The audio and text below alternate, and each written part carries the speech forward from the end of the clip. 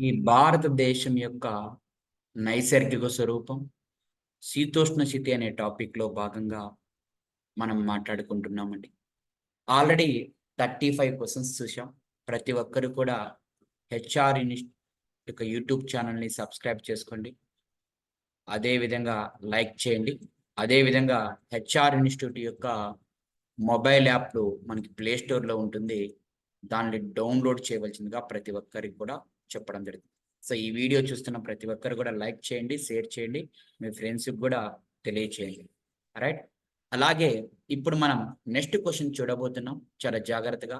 ఆ క్వెషన్ ఏమిటి అంటే very very important. Central highland of the peninsular పీఠభూమిలో ఎత్తైన శిఖరము ఏమిటి అనే క్వెషన్‌ని అడుగుతున్నారు. అంటే central central highland of peninsular పీఠభూమిలో ఎత్తైన శిఖరం ఏమిటి అని క్వెషన్ అడుగుతున్నారండి. ఇక్కడ మీ అందరికి ఆప్షన్ ఏముందంటే ఫార్నాసాద్, డాల్మా హిల్స్, కామెత్, గురుశిఖర్ అని ఇలా ఆన్సర్‌లున్నాయి. మనకి ఆప్షన్స్ ఉన్నాయి. ఇందులో భాగంగా ఈ central highland of the peninsular పీఠభూమిలో ఎత్తైన శిఖరం ఏంది అంటే, మీ అందరూ కూడా గుర్తుపెట్టుకోనండి.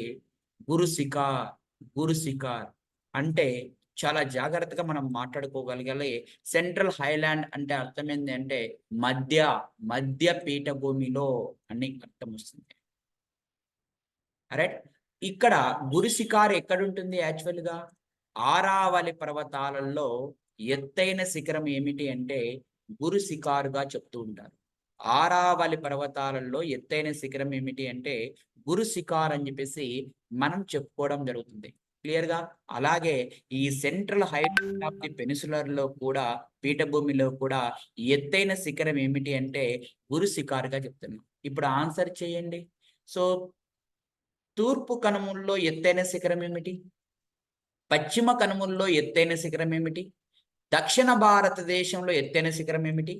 గోదావరి నది పోయే ప్రాంతంలో ఎత్తైన శిఖరం ఏమిటి? జాగ్రత్తగా గమనించి ఆన్సర్ చేయాలి. తూర్పు కనుమల్లో ఎత్తైన శిఖరం? తూర్పు కనుమల్లో ఎత్తైన శిఖరం ఏమిటి? చెప్పాలి. తూర్పు కనుమల్లో ఎత్తైన శిఖరము జిందాగడ్డ అని చెప్పినాం. రైట్. సో, పశ్చిమ కనుమల్లో ఎత్తైన శిఖరం ఏమిటి? చెప్పాలి. రైట్. పశ్చిమ కనుమల్లో ఎత్తైన శిఖరం ఏమిటి? చెప్పండి. పశ్చిమ కనుమల్లో ఎత్తైన శిఖరం ఏమిటి? అనైముడి. దక్షిణ భారతదేశంలో ఎత్తైన శిఖరం ఏమిటి? సో, అనైముడే. అదే విధంగా మీ అందరికి చెప్పుకోగలగాలి. ఏమని చెప్పాలి అంటే, మరొకటి గోదావరి నది పోయే ప్రాంతంలో ఎత్తైన శిఖరం ఏమిటి? చెప్పాలి. రైట్. సో, గోదావరి యొక్క నది పోయే ప్రాంతంలో ఎత్తైన శిఖరం ఏమిటి? చెప్పగలగాలి. రైట్. చెప్పినాం మనం. సో, చాలా important exam point of Godavari నది పోయే ప్రాంతంలో సో, ఎత్తైనది ఏమిటి అంటే గుర్తుపెట్టుకోనండి. అర్మకొండ అని చెప్పిన. అర్మకొండ, అర్మకొండ. చాలా జాగ్రత్తగా. 1 మినిట్.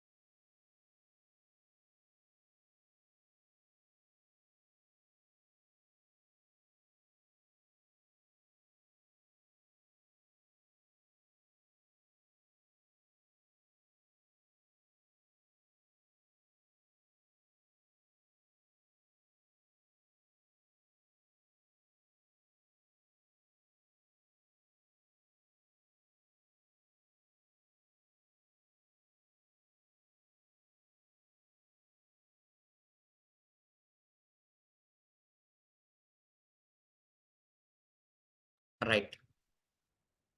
ఓకే అండి. మనకి గోదావరి పోయే ప్రాంతంలో ఎత్తైన శిఖరం ఏమిటి అని చెప్పినాం? హన్మకొండ. నిన్న కూడా డిస్కస్ చేసుకున్నాం. నీలగిరి కొండల్లో ఎత్తైన శిఖరం ఏమిటి? నీలగిరి కొండల్లో ఎత్తైన శిఖరం దొడబెట్ట. దొడబెట్ట. దొడబెట్ట. సాత్పురాలో సాత్పురా పర్వతాలలో ఎత్తైనది ఏమిటి? సాత్పురా పర్వతాలు. ధూప్గర్. ధూప్గర్. ధూప్గర్. ఇవన్నీ కూడా మీరు గుర్తుపెట్టుకుండాలి.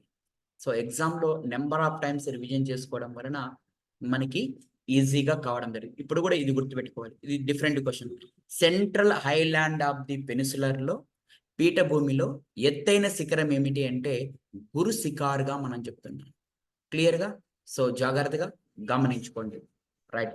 నెక్స్ట్ వన్ మీ అందరికీ కూడా చెప్పుకోవాల్సిన ముఖ్యమైన అంశం ఏమిటి? పాకిస్తాన్‌లోని తారు ఎడారి. పాకిస్తాన్. సో మీకు తెలుసు. తారు ఎడారి అనేది సో మీ అందరికీ తెలిసిన విషయమే. తారు ఎడారి మన ఇండియాలో ఎంత పర్సెంట్ ఉంటుంది? ఆన్సర్ చేయాలి. మన ఇండియాలో ఎంత పర్సెంట్ ఉంటుంది? పాకిస్తాన్‌లో ఎంత పర్సెంట్ ఉంటుంది? తారు ఎడారి అనేది సో పాకిస్తాన్‌లో ఏమని పిలుస్తున్నారు అని క్వెషన్ అడుగుతున్నాడు. చాలా చాలా ఇంపార్టెంట్ ఎగ్జామ్ పాయింట్ ఆఫ్‌లో చాలా ఇంపార్టెంట్ అండి.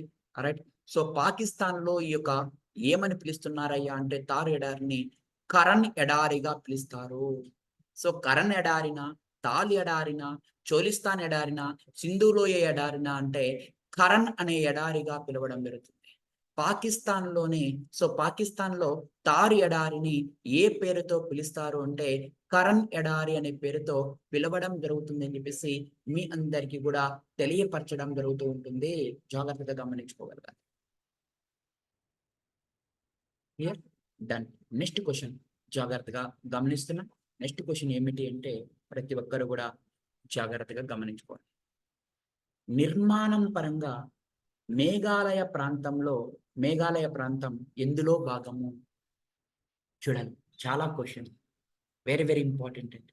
నిర్మాణం పరంగా మేఘాలయ అనే రాష్ట్రం ఉంది కదా, అది ఎందులో భాగము అని క్వెషన్ అడుగుతున్నారండి. చాలా చాలా ఇంపార్టెంట్. సో జాగ్రత్తగా గమనించుకోగలగండి. ఎందులో భాగంగా ఉంటుంది అంటే చాలా చాలా ఇంపార్టెంట్ అనమాట.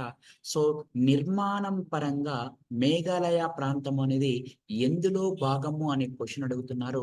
చాలా జాగ్రత్తగా గమనించుకోగలగండి. సో శివాలిక్ శ్రేణిలోన, డక్కన్ పీఠభూమిలోన, గ్రేటర్ హిమాలయాలలోన, ఆరావళి పర్వతాలలోన అంటే నిర్మాణం పరంగా ఎక్కడ ఎందులో భాగము అంటే దక్కన్ పీఠభూమిలో భాగంగా ఉంటుంది. అలా కాకుండా శ్రేణుల పరంగా లేదా పర్వతాల పరంగా అన్నప్పుడు మాత్రం శివాలిక్ శ్రేణిలో అని చెప్పాలి. ఈడ నిర్మాణం పరంగా అన్నాడు కాబట్టి మేఘాలయ ఎందులో భాగంగా చెప్పాలి అంటే దక్కన్ పీఠభూమిలో అని చెప్పేసి మనమందరం కూడా చెప్పుకోగలగాలి. క్లియర్ అండి? సో అర్థమైందా? ఎగ్జామ్ పాయింట్ ఆఫ్ వ్యూ మేఘాలయాలో సో మీ అందరికి ఒక మాట చెప్పాను. దయచేసి గుర్తుపెట్టుకోండి. మేఘాలయ ప్రాంతంలో 2 ప్రాంతాలు ఉంటాయి. 2 ఎక్కువ వర్షపాతాన్ని ఇచ్చే ప్రాంతాలు ఉంటాయి. ఒకటి ఏమని చెప్పినాం? మాసిన్రామ్ అని చెప్పాం. రెండోది ఏం చెప్పినాం? చిరపుంజి అని చెప్పాం. ఆ చిరపుంజి తడి ప్రాంతమా? లేకపోతే మాసిన్రామ్ అనేది తడి ప్రాంతమా? చెప్పండి. చిరపుంజి అనేది తడి ప్రాంతమా? లేకపోతే మాసిన్రామ్ అనేది యెస్. చిరపుంజి అనేది తడి ప్రాంతము. ఆడనే ఏ గుహలున్నాయని చెప్పినాం? గుహలు కూడా చెప్పినాం. ఏ గుహలున్నాయని చెప్పినాం? గుర్తుపెట్టుకోనండి. గుహలు కూడా చెప్పాం. ఏ గుహలున్నాయని చెప్పినాము? చాలా చాలా ఇంపార్టెంట్. ఏ గుహలున్నాయని చెప్పాము? రైట్. గుహలు చెప్పినాం. స్టాగ్ గుహలు అని, స్టాగ్మైట్ గుహలు అని 2 రకాలుగా ఉంటాయని కూడా మనం మాట్లాడుకోవడం జరిగింది. 39 క్వెషన్‌లోకి మనం వెళ్ళిపోతున్నాం. సో 39 క్వెషన్ చాలా జాగ్రత్తగా గమనించగలగాలి మనమంతా కూడా. రైట్. ఈ తాల్గట్ అనేది ఒక డాష్ రకము అంటున్నాడు. తాల్గట్ అనేది ఒక డాష్ రకముగా చెప్తున్నాం. పర్వతమా, పీఠభూమిన, పర్వత మార్గమా, కొండన అంటే పర్వత మార్గము అని చెప్పేసి మాట్లాడుకుంటాం. తాల్గట్ అనేది ఎక్కడుంటుందో మీ అందరికీ తెలుసు. ఎక్కడుంటుంది తాల్గట్ అనేది? తాల్గట్ శ్రేణులు కావచ్చు, తాల్గట్ కనుమలు కావచ్చు. ఎక్కడుంటాయి? ముంబై ప్రాంతంలో ఉంటుంది తాల్ఘట్ అని. ఎక్కడ ఉంటుందండి? ముంబై ప్రాంతంలో. ఇది ఒక పర్వత మార్గం. పర్వత మార్గాల గుండా వెళ్తుంటుంది. సో, ఇదే తాల్ఘట్ అని చెప్పేసి మనం మాట్లాడతాం. సెకండ్ చాప్టర్‌లో ఈ తాల్ఘట్ గురించి మనం డిస్కస్ చేసుకుంటాం. ఇంకా వస్తాయి దాని గురించి. తాల్ఘట్ అనేది ఒక పర్వత మార్గంగా మనమందరం కూడా చెప్పుకోవడం జరుగుతుంది. ఆల్రైట్. హిమాలయాలలో పీర్ పంజాల్ రేంజ్ ఎందులో భాగము? మనం చెప్పుకుంటూనే ఉన్నాం. పీర్ పంజాల్ ఇందులో భాగం, ఇందులో భాగం చాలా సార్లు రిపీటెడ్‌గా చెప్పాను. ఇప్పుడు మీరు ఆన్సర్ చేయగలగాలి. పీర్ పంజాల్ హిమాలయాలలో ఉండే పీర్ పంజాల్ అనేది ఎందులో భాగం? చాలా ఫాస్ట్‌గా ఆన్సర్ చేయాలి. కరెక్ట్. సో, ఎగ్జామ్‌లో అంటే సివాలిక్‌లోనా, ట్రాన్స్ హిమాలయాల్లోనా, సెంట్రల్ హిమాలయాల్లోనా, లెస్సర్ హిమాలయాల్లోనా అంటే హిమాద్రిలోనా, హిమాచల్‌లోనా, సివాలిక్‌లోనా ఎక్కడ ఆన్సర్ చేయాలి? ఎక్కడ? ఏ ప్రాంతం? రైట్. హిమాచల్ అన్నా, లెస్సర్ హిమాలయాలన్నా ఒకటే అని చెప్పినాం. చాలా జాగ్రత్తగా మీరందరూ గూడా గమనించుకోగలగాలి. లెస్సర్ హిమాలయాస్ అని చెప్పేసి. పీర్ పంజాల్ శ్రేణి చాలా చాలా ఇంపార్టెంట్ అని చెప్పేసి మనం మాట్లాడుకోవడం జరిగింది. సో, ఈ పీర్ పంజాల్ శ్రేణిలో ఒక కనుమ ఉంటుంది. బనిహాల్ కనుమ తెలుసు కదా! రోహ్తంగ్ కనుమ ఇక్కడే ఉంటాయి. ఈ 2 కనుమలు కూడా ఇక్కడే ఉంటాయి. సో, క్లియర్‌గా జాగ్రత్తగా గమనించుకోండి. రైట్. క్లియర్‌గా. నెక్స్ట్ వన్ జాగ్రత్తగా గమనించుకుంటూ ముందుకు పోదాం. రైట్. నైరుతి ఋతుపవన కాలంలో తమిళనాడు ప్రాంతం పొడిగా ఉంటుంది. దీనికి కారణం ఏమిటి? అంటే మీ అందరికి చెప్పా. ఏమని చెప్పానంటే శీతోష్ణ స్థితి చెప్పేటప్పుడండి మీకు చెప్పాను ఒక మాట. సో, నైరుతి ఋతుపవనాల వలన వర్షపాతం పొందని ప్రాంతం ఏమిటి అంటే తమిళనాడు అని చెప్పినాం. చెప్పామా? రైట్. సో, ఎందుకు కారణం ఏమిటి అంటే చాలా జాగ్రత్తగా గమనించుకోగలగండి. ఎందుకు తడి ఈ యొక్క మనకి డ్రైగా ఉంటుంది? నైరుతి ఋతుపవన కాలంలో తమిళనాడు ప్రాంతం అనేది ఎట్లా ఉంటుంది? డ్రైగా ఉంటుంది. అందుకు కారణం ఏమిటి? చెప్పగలరా? అందుకు కారణం ఏమిటి? అంటే పవనాలు ఈ ప్రాంతానికి చేరవు. ఈ ప్రాంతంలో కొండలు లేవు. ఈ ప్రాంతం వర్షాఛాయ ప్రాంతంలో ఉండడం, అత్యధిక ఉష్ణోగ్రత వలన పవనాలు చల్లబడవు అని ఈ విధంగా ఆప్షన్ అడిగాడు. మనం ఏం చెప్పాలి? నైరుతి ఋతుపవనాల వలన వర్షపాతం పొందని ప్రాంతం ఏమిటి అంటే తమిళనాడు. మీ అందరికీ తెలుసు. అదే ఈశాన్య ఋతుపవనాల వలన సో, మనకి వర్షపాతం పొందేటి ఏమిటి అంటే తమిళనాడే. రైట్. ఇప్పుడు చూస్తే నైరుతి ఋతుపవన కాలంలో తమిళనాడు ప్రాంతం పొడిగా ఉంటుంది. కారణం ఏమిటి అంటున్నాడు. ఈ ప్రాంతము వర్షాక్షాయ ప్రాంతంలో ఉండడమే. ఎక్కడ ఉండడం? వర్షాక్షాయ ప్రాంతంలో ఉండడమే. ఈ ప్రాంతం అనేది ఎలా ఉంటుంది అంటే వర్షాక్షాయ ప్రాంతంలో ఉంటుంది.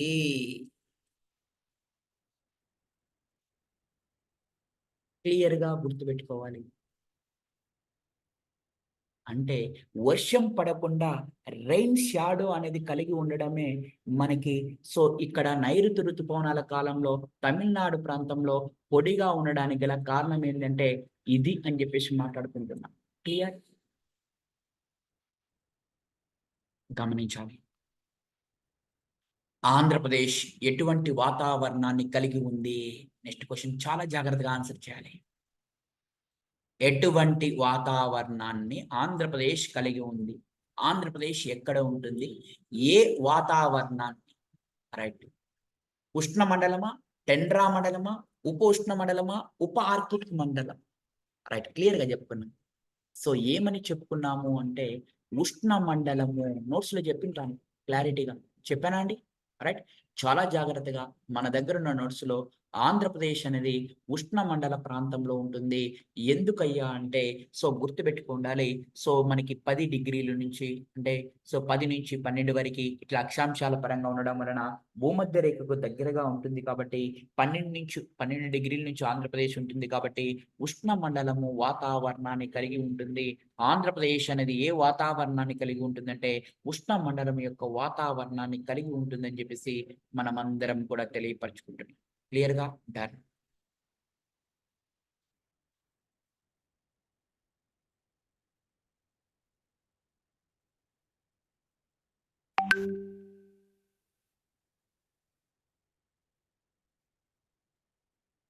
నెక్స్ట్ చూడండి. పర్వత ఎత్తు పల్లాలు, పర్వతాల ఎత్తు పల్లాలు, శ్రేణుల అమరిక మరియు ఇతర భౌగోళిక లక్షణాల ఆధారంగా హిమాలయాలను ఎన్ని రకాలుగా విభజించవచ్చు? చూడండి, చెప్పాలి. పర్వతాల ఎత్తు పల్లాల ద్వారా లేదా శ్రేణుల యొక్క అమరికల ద్వారా హిమాలయాలను ఎన్ని రకాలుగా డివైడ్ చేసుకోవచ్చు? రైట్, చాలా జాగ్రత్తగా గమనించుకోగలగాలి. ఈ పర్వత ఎత్తు పల్లాలు ఆధారంగా మరియు ఈ యొక్క మనకి భౌగోళిక లక్షణాల ఆధారంగా హిమాలయాలని 5 రకాలుగా డివైడ్ చేసుకోవచ్చు. 3 రకాలు కాదు. హిమాద్రి, హిమాచల్, శివాలిక్, ట్రాన్స్. సో ఈ యొక్క మనకి ఈ కొండలు ఉన్నాయి కదా, కొండలు, చిన్న చిన్న శ్రేణులు, కొండలు, ఇవన్నీ కలిపి కూడా ఒక భాగం. చాలా చాలా జాగ్రత్త గుర్తుపెట్టుకోండి. పర్వతాల ఎత్తు పల్లాలు మరియు శ్రేణుల అమరిక మరియు ఇతర భౌగోళిక లక్షణాల ఆధారంగా హిమాలయాలను ఎన్ని ఉపభాగాలుగా విభజించవచ్చు అంటే 5 ఉపభాగాలుగా విభజించవచ్చు. రైట్, చాలా జాగ్రత్తగా మీరందరూ కూడా గమనించుకోగలగాలండి ఎగ్జామ్ పాయింట్ లో. సో మామూలుగా ఈ పర్వత ఎత్తు పల్లాలు, శ్రేణుల అమరిక మరియు ఇతర భౌగోళిక లక్షణాల ఆధారంగా మనం ఎన్ని చెప్పుకున్నామంటే 4 చెప్పుకున్నాం యాక్చువల్గా. కానీ 5వది కూడా ఏమిటి అంటే ఇప్పుడు జాగ్రత్తగా గమనించుకోగలగాలి. కొండలు, శ్రేణులు, గుట్టలు ఇవన్నీ కలిపి కూడా ఒక లక్షణంగా రావడం జరుగుతూ ఉంటుంది. క్లియర్? డన్. 44వ క్వశ్చన్కి మనం వెళ్ళిపోతున్నాం. మనమందరం కూడా జాగ్రత్తగా. హిమాలయ శిలా వ్యవస్థ ముఖ్య లక్షణం ఏమిటి? హిమాలయాలలో సో శిలల యొక్క ముఖ్య లక్షణం ఏమిటి? ఏ శిలలు ఉంటాయి హిమాలయాల్లో చెప్పాలి. రైట్, క్లియర్ అండి. హిమాలయ యొక్క శిలల వ్యవస్థ అనేది వెరీ వెరీ ఇంపార్టెంట్. అవక్షేప శిలల యొక్క అవశన, అగ్ని శిలల, పాతాళ శిలల, డైక్ శిలల ఏమిటో చెప్పాలి. సో ఏ శిలల వలన ఏర్పడతాయి హిమాలయ శిలా వ్యవస్థ అంటే అవక్షేప. అదేవిధంగా ఆరావళి అనేటివి కూడా, ఆరావళి కూడా ఏ శిలల ద్వారా ఏర్పడుతుంది? సో శిలా వ్యవస్థలో అత్యంత పురాతనమైనది ఏమిటి అని చెప్పినాం? ఆరావళి. ఆ ఆరావళి కూడా అవక్షేప శిలల ద్వారానే ఏర్పడుతుంది. ఏ శిలల ద్వారా ఏర్పడుతుందండి? అవక్షేప శిలల ద్వారానే ఏర్పడుతుంది. Right, very very important. క్లియర్గా మనమందరం కూడా చెప్పుకుంటాం. మాల్వా పీఠభూమికి ఎన్ని నీటిపారుదల వ్యవస్థలు ఉన్నాయి? మాల్వా అనే పీఠభూమికి ఎన్ని నీటిపారుదల వ్యవస్థలు ఉన్నాయి? 1, 2, 3, 4? మాల్వా పీఠభూమి మధ్యప్రదేశ్లో ఉంటుంది. ఆ మాల్వా పీఠభూమికి ఎన్ని నీటిపారుదల వ్యవస్థలు ఉన్నాయి అని క్వశ్చన్ అడిగితే 2 ఉన్నాయి. నర్మదా, తపతి. 2 నీటిపారుదల వ్యవస్థలో నేటి ఈ మాల్వా పీఠభూమికి ఎన్ని నీటిపారుదల వ్యవస్థలు కలవు అంటే మాల్వా పీఠభూమికి 2 నీటిపారుదల వ్యవస్థలు కలవు అని చెప్పేసి మనం మాట్లాడుకోవడం జరుగుతూ ఉంటుంది. రైట్, చాలా జాగ్రత్తగా నెక్స్ట్ క్వశ్చన్ నువ్వు ఆన్సర్ చేయగలరు, మీరు ఆన్సర్ చేయగలరు, ప్రతి ఒక్కరు కూడా ఆన్సర్ చేయగలరు. రైట్, సో ఏంటది? రైట్, క్లారిటీగా మనం మాట్లాడు. ఆక్సాయ్ చిన్ అనేది ఏ ప్రాంతంలో ఉంటుంది? ఆక్సాయ్ చిన్ అనేది ఏమిటి? ఆక్సాయ్ చిన్ అనేది ఏమిటి? ఫస్ట్ ఆఫ్ ఆల్ ఆక్సాయ్ చిన్ అనేది ఏమిటి? ఆక్సాయ్ చిన్ను అనేది ఏమిటి అంటే ఒక మైదానము. అది ఎక్కడ ఉంటుంది? మైదానము. ఆక్సాయ్ చిన్ అనేది మైదానము, ఒక మైదానం. ఎక్కడ ఉంటుంది?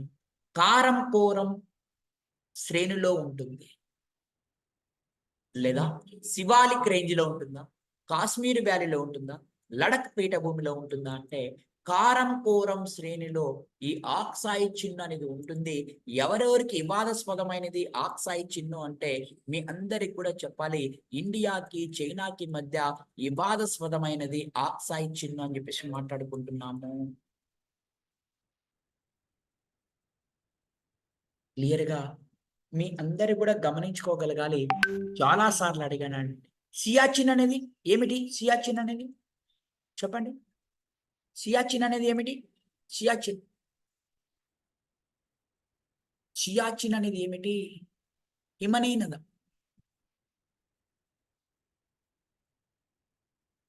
క్లియర్? చాలా జాగ్రత్తగా గమనించి ఎగ్జామ్ పాయింట్ ఆఫ్ లో చాలా చాలా ఇంపార్టెంట్గా మనం పరిగణిస్తున్నాం. దాని అంశాన్ని పర్టికులర్గా గమనించండి. ఎస్, ఆక్సైడ్ చిన్ను ఎందులో ప్రాంతం, ఏ ప్రాంతంలో ఉంటుంది? ఆక్సైడ్ చిన్ అనేది సో కారం కోరం శ్రేణుల్లో ఉంటుంది. రైట్, కారం కోరం యొక్క రేంజ్ లో ఉండడం జరుగుతుంది. కారం కోరం యొక్క రేంజ్ లో ఆక్సైడ్ చిన్ అనేది మనకు ఉండడం జరుగుతుందని చెప్పేసి మనమందరం కూడా తెలియపరచుకుంటున్నామండి. సో ఎవరెవరికి వివాదాస్పదమైంది అంటే ఇండియాకి చైనాకి ఇది ఒక మైదానంగా చెప్పడం జరుగుతుంది. క్లియర్గా డన్. ఏ హిమాలయాల్లో ఉంటుంది ఆక్సైడ్ చిన్? ఏ హిమాలయాలలో ఉంటుంది? శివాలిక, ట్రాన్సా, హిమాద్రిన, హిమాచల్, ఏ హిమాలయాల్లో ఉంటుంది? క్లారిటీ చెప్పాలి నాకు ఫాస్ట్‌గా. ఎక్కడ ఉంటుంది? ఏ హిమాలయాల్లో ఉంటుంది? ట్రాన్స్ హిమాలయాల్లో ఉంటుంది. క్లారిటీ వచ్చింది కదా? రైట్.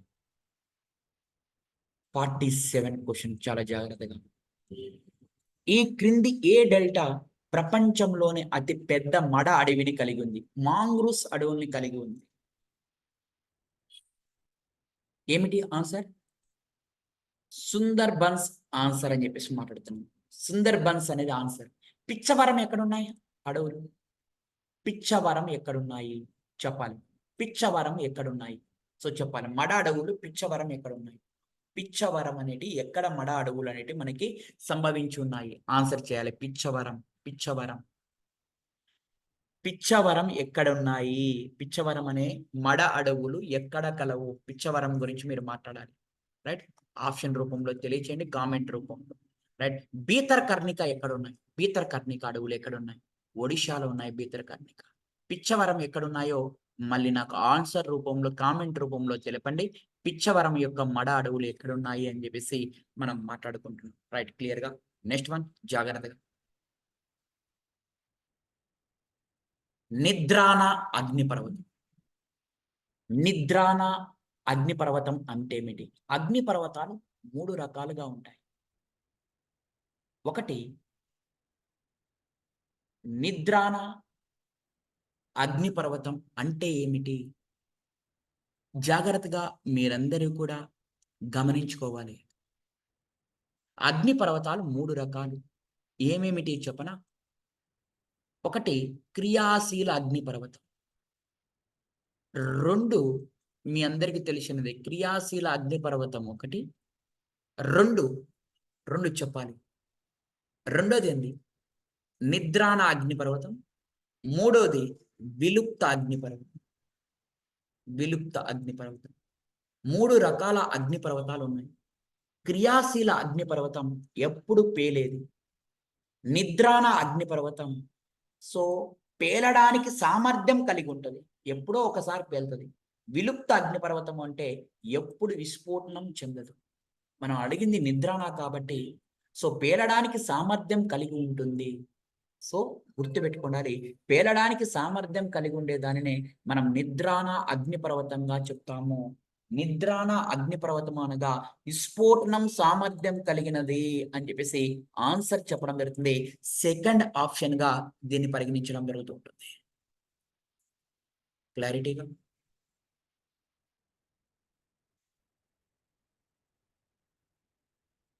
రైట్, చాలా చాలా ఇంపార్టెంట్ ఎగ్జామ్ పాయింట్ ఆఫ్ లో మీ అందరు కూడా గమనించుకోగలగాలి. ఈ క్వశ్చన్ ని జాగ్రత్తగా ఆన్సర్ చేయడానికి రెడీగా ఉన్నారు మీరంతా కూడా.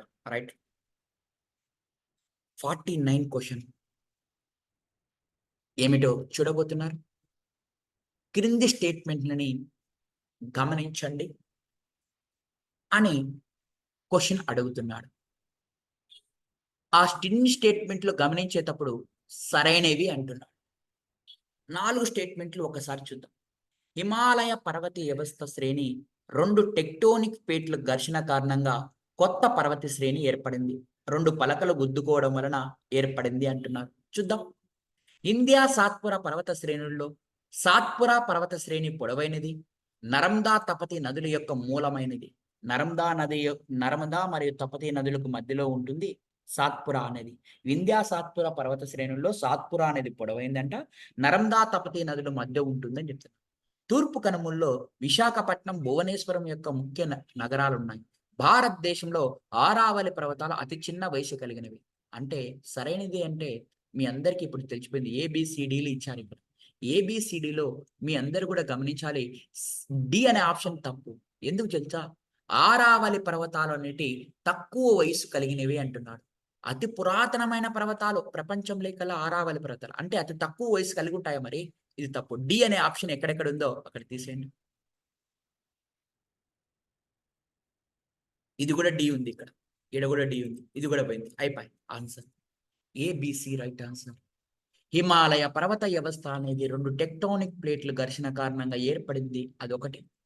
వింధ్యా సాత్పుర పర్వతాలలో సాత్పురా అనేది పొడవైనది. నర్మదా తపతీ నదులకు మధ్య ఉంటుంది ఈ సాత్పురా అని చెప్పేసి మాట్లాడుకుంటున్నాం. అర్థమవుతుందా అండి?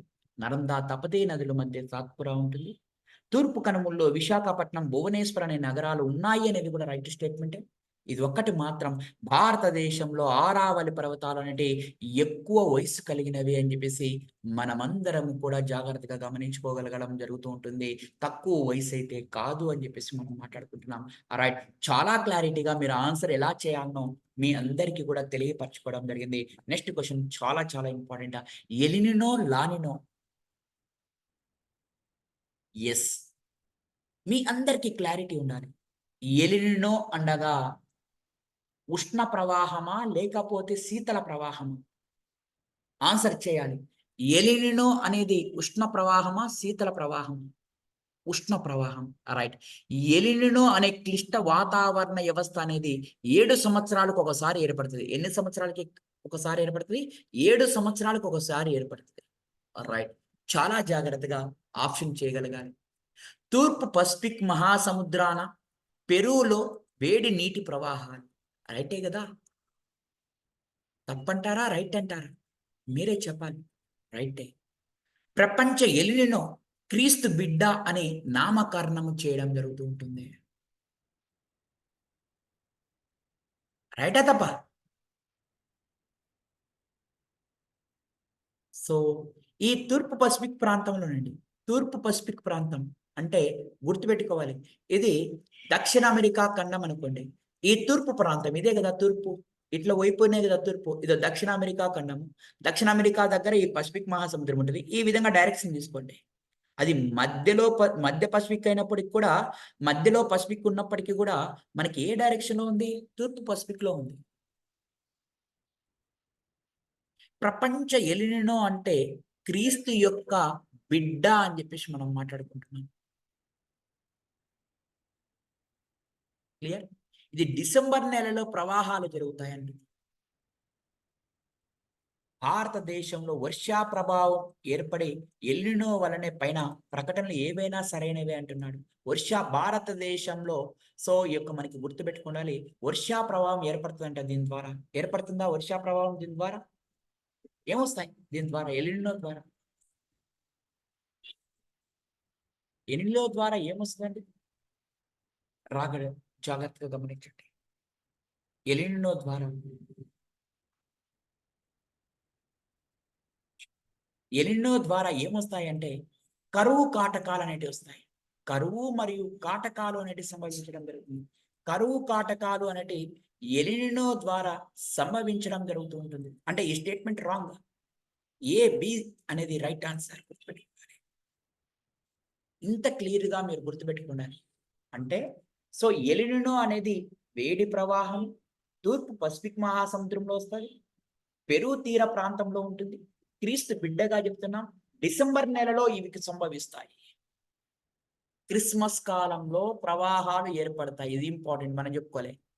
డిసెంబర్ నెలలోని క్రిస్మస్ ప్రవాహాలలో ఇది ఏర్పడుతుందని చెప్పేసి మనమందరం కూడా క్లారిటీగా చెప్పుకోవడం జరుగుతూ ఉంటుంది. జాగ్రత్తగా గమనించుకోగలగాలి. రైట్. చూడాలి జాగ్రత్తగా. భారత్ ప్రాంతంలో లాస్ట్ క్వెషన్ జాగ్రత్త చూడాలి. ఏ క్రింది పేర్కొన్న భారత ప్రాంతాలలో తక్కువ వర్షపాతం, అధిక వర్షపాతం సంభవించే ప్రాంతాలను వరుస క్రమంలో అమర్చండి అని క్వెషన్ అడిగాడు. ఈ 4 ప్రాంతాలు ఇచ్చాడు. ఎక్కడి నుంచి ఎక్కడి వరకి ఉంటాయి అనేది నెక్స్ట్ క్లాస్‌లో మనం మాట్లాడుకోవడం జరుగుతుంది. ఈ క్వెషన్ యొక్క క్లారిటీనెస్ అనేది మీకు నెక్స్ట్ క్లాస్‌లో నేను ఇవ్వడం జరుగుతూ ఉంటుంది. రైట్. Thank you. నెక్స్ట్ క్లాస్‌లో మళ్ళీ కలుసుకుందాం.